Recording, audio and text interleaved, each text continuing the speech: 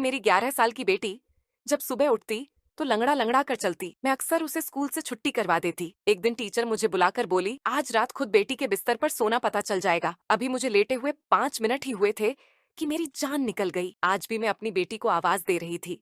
सुबह के 9 बजे से 10 बज रहे थे, पर अभी तक मेरी चंदा नहीं जागी थी।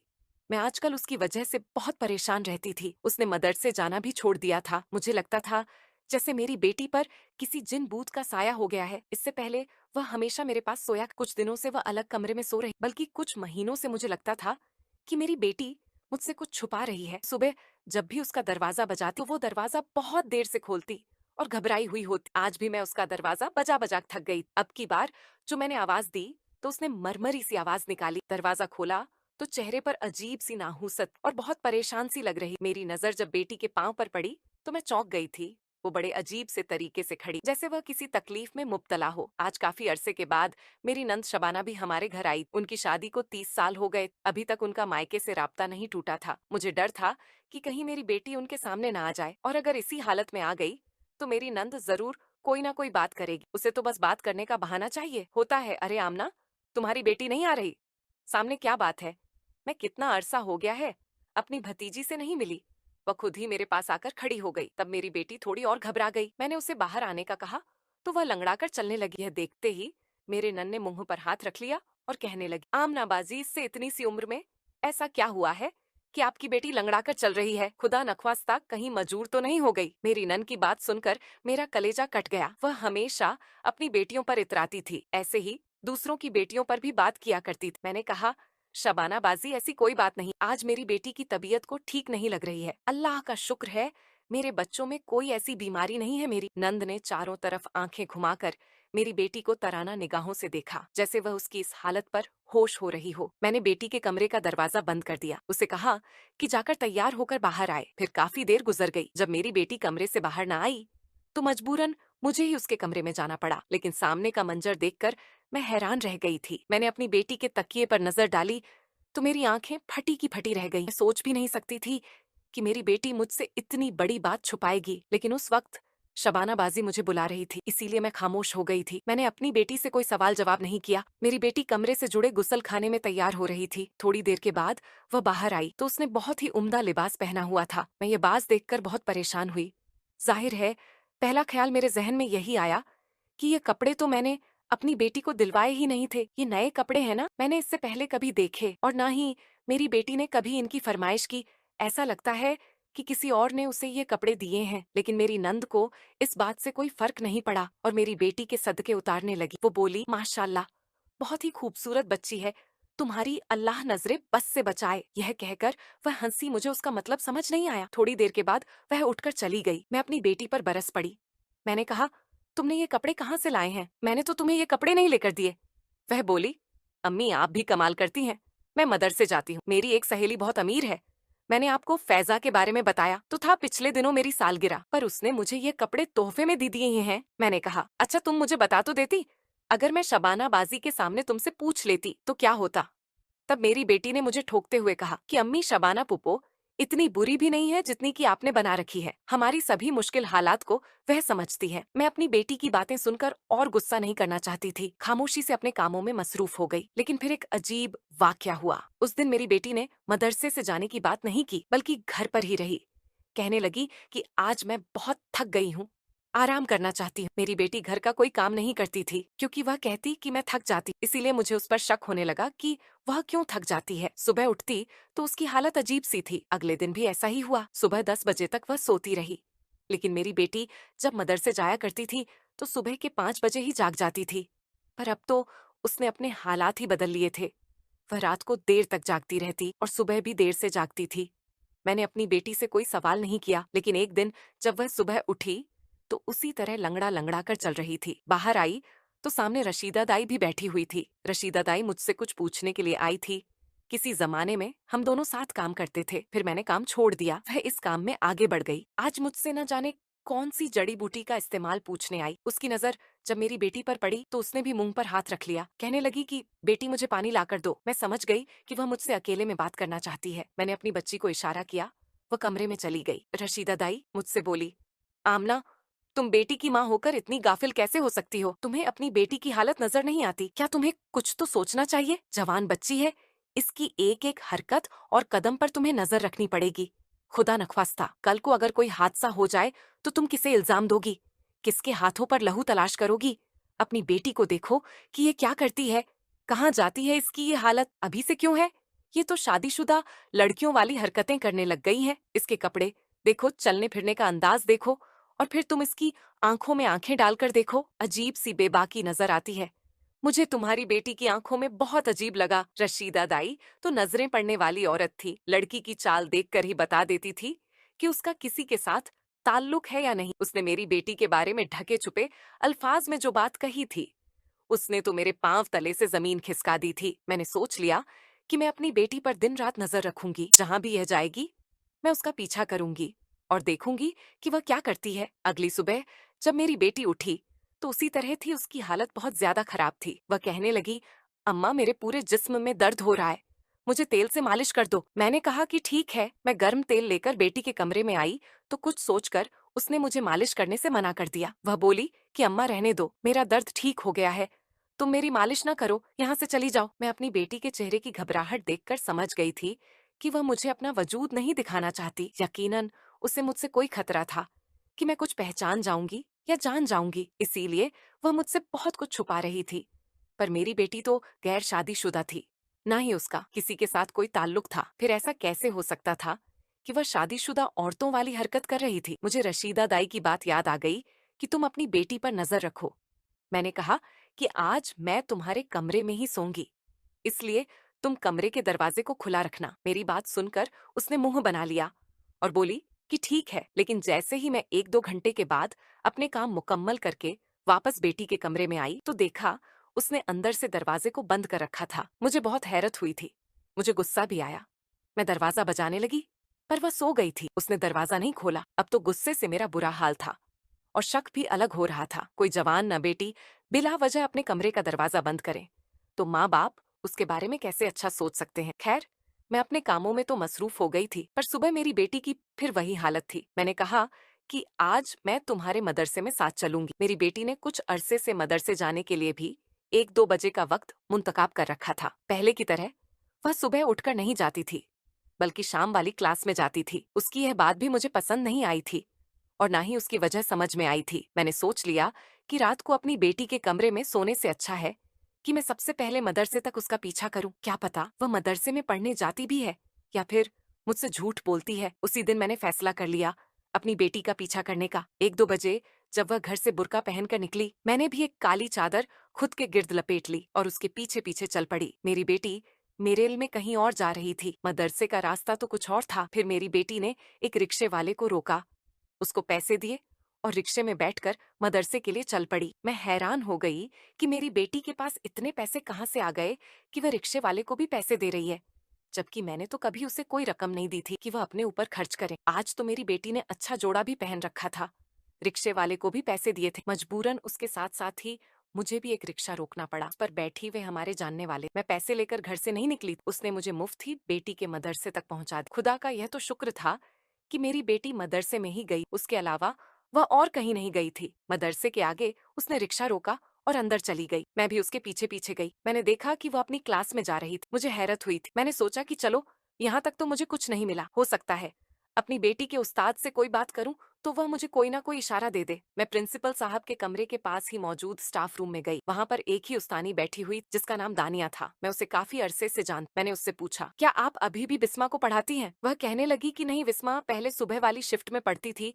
तो मैं उसको पढ़ाती, पर अब वह शाम वाली शिफ्ट में पढ़ती है, इसीलिए मैं उससे बात ही नहीं कर पाती। पर मैं आपको कुछ बताना चाहती। यह सुनकर मेरे कान खड़े हो गए। मैंने कहा, मैं कुछ सुनने के लिए ही तो मदरसे में आई हूँ। मैं जानना कि मेरी बेटी किसी गैर मुनासिब हरकत में मुलस तो नहीं। आप मेरी बेटी को बहुत अच्छे से जानती हैं। मैं ये बात किसी और से नहीं कर सकती क्योंकि अपनी बेटी की ही इज्जत का मसला है। मेरी बेटी ने ऐसी कोई हरकत नहीं की, मगर फिर भी मैं बेटी की माँ हूँ। मुझे बहुत फिक्र लाहिर है। मैं चाहती कि अपनी बेटी के बारे में हर तरह की मालूमात रख। आप बताएं, आप मेरी बेटी के बारे में क्या जानती हैं? मेरी बात पर वह फिक्रमंद हो गई और कहने लगी, मैं आपको सिर्फ एक ही बात बता सकती, माशाअल्लाह आपकी बेटी मदरसे में तो ऐसी कोई हरकत नहीं करती, लेकिन कुछ अरसे से उसमें अजीब सी तब्दीली आने लगी। उसकी आंखों में अक्सर नींद सवार रहती है। ऐसा लगता है कि वह रात को घर से सोकर नहीं आती, लंगड़ा कर चलती है। कहती है कि मेरे पूरे जिस्म में दर्द हो रहा है, मैं बीमार हूँ, मुझे छुट्टी दे दे। लेकिन इससे पहले आपकी बेटी बहुत ही बाकायदा से मदरसे आती थी। जहां तक बात है मदरसे की, हमारा माहौल बहुत सख्त है। हम बच्चियों को बाहर जाने की इजाजत नहीं देते। अगर कोई बच्ची बगैर इट्टिल के मदरसे आना छोड़ दे, हम उसके माँ बाप को उसी दिन इट्टिल देते हैं कि आज आपकी बच्ची मदरसे में नहीं आई, हमारे मदरसे में ऐसी कोई हरकत नहीं करती। आपकी बच्ची जिस पर आपको परेशान होना पड़े, लेकिन आपको उसे घर में देखना चाहिए कि वह घर में क्या करती है और कैसे रहती है। और हाँ, रात को आप उसके कमरे में उसके साथ ही सोया करें। मुझे ऐसा लगता है कि वह रात को सोती नहीं है। क्या आप अपनी बेटी के साथ उसके कमरे में सोती हैं? मैंने नफी में सर हिला दिया कि नहीं जी, मेरी बेटी का कमरा तो अलग है। अब वो कहती है कि मैं बड़ी हो गई हूँ, मेरी चीजें रखनी होती हैं। मुझे जिसके लिए अलग कमरे में सोना चाहती हूँ, तो हमने उसे अलग कमरा दे दिया है। मेरी बात सुनकर बिस्मा मैडम ने अपना सर पकड़ लिया और बोली, अम्मा जी, इस उम्र में बच्चियों को अलग कमरे नहीं देते, उनके साथ साथ रहा जाता है। उनकी एक एक हरकत पर नजर रखी जाती है ताकि कहीं वह अपने माँ बाप की इज्जत को मट्टी में न मिला दे। मैं उसकी बात सुनकर कांप कर रह गई थी। मैंने अपनी बेटी के बारे में तफसीर मुकम्मल कर ली, पर यहाँ से जो मुझे बिस्मा उस्तानी ने बताया था वह भी काबिले तस्वीर था। मुझे वह तकिए वाला मंजर याद आने लगा जिससे मैंने अपनी बेटी के कमरे का दरवाजा खोला था। वहां पर 5-5 हजार के नोट पड़े हुए थे, पर उस वक्त भी मुझे समझ नहीं आया था कि मेरी बेटी के पास इतने सारे पैसे कहाँ से आए। हालांकि मैं घर में उसे 1 रुपया भी नहीं देती, पर अब वह खुद बखुदा अमीर होने लगी। खैर, मैं घर आ गई तो मेरे जहन में बहुत सारे सवालात उभर चुके थे। मैं सोचने लगी, आखिर मेरी बेटी ने कहाँ से ये पैसे लाए, वह किन कामों में मुलस्स है। लेकिन मैं उससे बराह रास्त ये बात नहीं कर सकी। खैर से रात का वक्त गुजरा, सुबह आए तो मेरी बेटी फिर वही हालत देखकर मैंने पक्का इरादा कर लिया कि आज पूरा दिन अपनी बेटी के साथ रहूं और रात को भी उसके साथ उसके कमरे में ही सोऊं। चुनांचे मैंने ऐसा ही किया। मैं अपनी बेटी के मदरसे के आने के बाद सारे काम करके फारिग हो चुकी थी कि कमरे में बहाने से चली गई। मैंने सोचा कि आज बेटी के कमरे की सफाई, ताकि मुझे कोई ना कोई और भी इशारा मैं जैसे ही उसके कमरे में गई, मेरी बेटी चौंक कर मुझे देखने लगी और बोली, क्या बात है अम्मा, आपको कुछ जरूरत है? मैंने कहा, जरूरत तो नहीं, पर तुम्हारे कमरे से काफी दिन हो गए हैं, मैंने सफाई नहीं की, मैं सफाई करना चाहती हूँ। बिस्मा उठकर खड़ी हो गई और बोली, अम्मा, क्या आप इन कामों के लिए रह गई हैं? आप सफाई करेंगी? मेरे कमरे की आप बैठे, मैं सफाई करती हूँ, आपके सामने ही करूंगी। अगर आपको लगता है कि मैं अपना कमरा गंदा छोड़ दूंगी तो ऐसा हरगिज नहीं है। यह कहकर बिस्मा ने मेरे हाथ से झाड़ू वगैरह ले लिया, मुझे बेड पर बिठा दिया और खुद झाड़ू पोंछा करने लगी। मेरी नजरें के कमरे पर ही थी। मैं चारों तरफ देख रही थी। मुझे बिल्कुल नए कपड़े नजर आ रहे थे। मैंने उठकर बिस्मा की अलमारी खोली। बिस्मा फौरन चौंक कर मेरे पास आई और बोली, अम्मी क्या चाहिए? मैंने उसे झटक दिया और कहा, ये तुमने क्या अम्मी अम्मी लगा रखी है? मेरी बेटी का कमरा है क्या? मैं देख नहीं सकती कि इसमें क्या है? मैंने अलमारी खोली तो उसमें बिल्कुल नए कपड़े लटक रहे थे। कपड़े देखकर मेरे होश उड़ गए। मुझे मुझे दानिया उस्तानी की बात याद आ गई, जिसने कहा था कि आपकी बेटी की तो कोई सहेली ही नहीं है। कपड़े देना तो दूर की बात, वह किसी से बात तक नहीं करती। आजकल वह बहुत खामोश रहती है। सालगिरह वाली बात भी झूठी थी। मेरी बेटी ने मुझसे कहा था कि उसे कपड़े उसकी किसी सहेली ने दिए हैं, लेकिन ऐसा कुछ भी नहीं था। यहाँ आकर मुझे पता चला था कि मेरी बेटी मुझसे झूठ बोल रही है। मेरी बेटी ने तकिए के नीचे फिर भी कुछ छुपा रखा था। मैंने तकिया उठाया तो उसके नीचे मेकअप की चीजें थी। बेटी के चेहरे का रंग उड़ने लगा। मैंने पूछा, ये सब कहाँ से आया? तो वो बोली, अम्मा आप गुस्सा करेंगी, दरअसल मैं ट्यूशन पढ़ाती हूँ, बच्चों से पैसे लेती, तो इस तरह की चीजें लाती, और ये सब कपड़े तो मैंने इस्तेमाल शुदा लिए हैं। ये मेकअप भी इतना महंगा नहीं है अम्मा, बस मुझे शौक, आप तो जानती हैं, मैं बस मदरसे जाती हूँ, शाम को घर आती हूँ, मैं और कोई ऐसा काम नहीं करती जिससे मुझे खुशी मिले। बाहर लड़कियों के साथ खेलने कूदने भी नहीं जाती। अम्मा आपको मुझ पर यकीन करना चाहिए, आप तो ऐसे शक भरी नजरों से देखती हैं जैसे मैं कोई बहुत बड़ी डाकेबाज। मैंने कौन सी चोरी कर ली है? आपका कुछ नहीं चुराया। मैंने कहा, चलो ठीक है, आज मैं तुम्हारे कमरे में सो जाऊंगी, तुम्हारा कमरा बहुत आरामदायक। मेरी बात सुनकर वह बहुत परेशान हो गई। बोली कि अम्मा मुझे तो अकेले सोने की आदत है, मैं रात को बहुत देर तक जाग, आप यहाँ सोकर क्या करोगी? मैंने कहा, नहीं मुझे यहीं सोना है, चाहे कुछ भी हो जाए, आज मैं इसी कमरे में रहूंगी। मेरी बेटी ने कहा कि ठीक है, आप सो जाएं, आप शायद थक गई हैं, मैं आपके लिए दूध लेकर आती हूँ। मेरी बेटी किचन में गई, किचन से वापस आई तो उसके हाथ में दूध का गिलास था। मैंने कहा, यह क्या है? बोली कि आप जरूर रपिएंग, आप थक चुकी हैं। बेटी के इसरार करने पर मैंने दूध का गिलास पी लिया, पर उसके बाद मुझे सख्त नींद आ गई। जब मेरी आंख खुली तो पता ही नहीं चला कि 6-7 घंटे गुजर गए थे। मुझे बहुत गुस्सा भी आया कि मैं तो बेटी के कमरे में इसलिए सोई कि रात को उसका पहरा दे सक, पर उसने मुझे दूध पिलाकर सुला दिया। अब जबकि मेरी आंख खुली तो वह सामने ही बैठी थी। उसने सफेद रंग के चमकीले कपड़े पहन रखे थे। मैं उसका ये हुलिया देखकर हैरान हो गई। मैंने कहा, बेटी तुम सुबह सुबह इतनी तैयार कैसे हुई? कहने लगी कि अम्मा, सुबह सुबह ही तो तैयार हुआ जाता है, आज वैसे भी जुम्मे का मुबारक दिन है। मैंने सोचा मैं तैयार हो जाती हूँ, अच्छे साफ सुथरे कपड़े पहन लेती हूँ, अल्लाह भी खुश होगा। हम जैसों से अल्लाह खुश नहीं होता, हमें तो कम कम मौके ही मिलते हैं उस खुदा को राजी करने के। मैंने कहा, क्यों, हम मदरसों से क्या मुराद है बेटी? तुम मदरसे जाती हो, पढ़ती हो, कुरान की तालीम भी हासिल कर रही हो, फिर तुम ऐसी बातें क्यों कर रही हो? ऐसा कौन सा गुनाह कर दिया है तुमने? मेरी बेटी खामोश हो गई।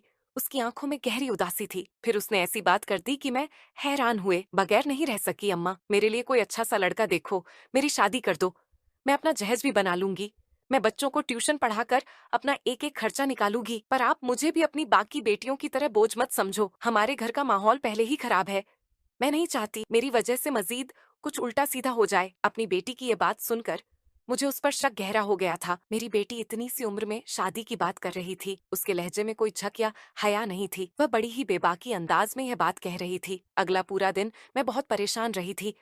उसी दिन मेरी नंद शबाना बाजी फिर से आ गई। उनके हाथ में काफी सारे कपड़ों के जोड़े थे। मैंने कहा, यह क्या है, आप यहाँ कैसे आई हैं? वह कहने लगी, मैं फुरकान के लिए तुम्हारी बेटी का रिश्ता मांगने आई हूँ। मैंने कहा, तुम होश में तो हो? फुरकान तुम्हारा बेटा तो किस कदर गंदी शोहरत का मालिक है, और तुम चाहती हो कि मैं अपनी बेटी की शादी फुरकान से कर दूं। अपनी नंद के बारे में बताती चलूं।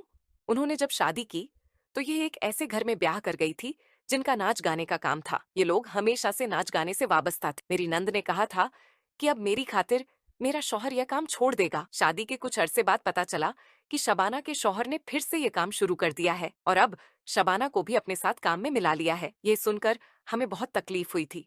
हम तो शबाना से रात में भी नहीं रहना चाहते थे, पर फिर भी शबा ने कुछ ना कुछ करके हमसे राब्ता कर लिया, हमारे घर आना जाना शुरू कर दिया, और अब वह अपने बेटे फुरकान का रिश्ता मेरी बेटी के लिए लेकर आई थी। मुझे बहुत अजीब सा लगा था।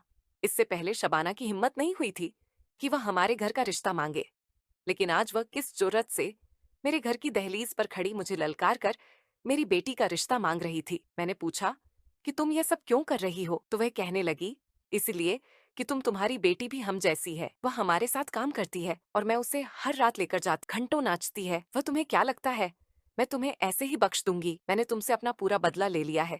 याद है मेरी शादी के शुरू के दिनों में तुम मुझे नाच गाने वाले और ना जाने कैसे कैसे अल्फाज से नवाजी थी। अब पता चला कि जब अपने से मोहब्बत करने वाले लोग किसी ऐसे काम से वाबस्ता होते हैं जो कि मुझ में काबिले कबूल नहीं होता, तो कितना दुख होता है इंसान। मुझे भी हुआ था जब तुमने मेरी शादी की मुखालिफत। अब चुपचाप करके अपनी बेटी का रिश्ता फुरकान को दे, वरना तुम्हारे लिए बहुत बुरा हो जाएगा। जिंदगी में कभी भी सर उठाकर जी नहीं सकोगे। मेरा फुरकान अभी तुम्हारी बेटी को कबूल करेगा, बाद में नहीं। ये सुनकर पछतावा, निदामत, बेबस क्या हुआ। पर अब मेरे पास शबाना की बात मानने के अलावा और कोई चारा नहीं था। जब अपनी ही बेटियां दागदार निकले तो इंसान दूसरों का गरीबा नहीं पकड़ सकता। अगर आपको यह आज का वाकया पसंद आया हो तो हमारे चैनल को सब्सक्राइब, वीडियो को लाइक और शेयर जरूर करें।